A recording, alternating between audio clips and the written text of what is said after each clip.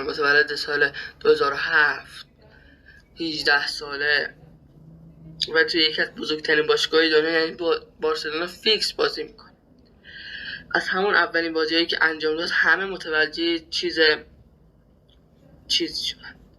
این بچه فقط یه بازیکن با استعداد نیست، یه نابغه است. پاساش مثل یه بازیکن با تجربه است. توپا رو طوری کنترل میکنه، پاسهاش رو مثل بازیکنای با تجربه است. انگار 10 سال تو لیگا بازی کرده. تو بازی مقابل اتلتیکو وقتی تو سن 16 سالگی یه پاس گل طلایی داد، همه گفتن این میتونه جانشین مسی باشه. اما به منطقی نگاه کن، لامی یامال هنوز خیلی جوونه. همین سن، فشار هوادارا، رسانه‌ها و مقایسه با مسی میتونه خطرناک باشه. حالا سوال اینجاست، آیا بارسلونا میتونه درست استفاده کنه یا قراره یه استفاده دیگه باشه که زیر فشار از بین بره؟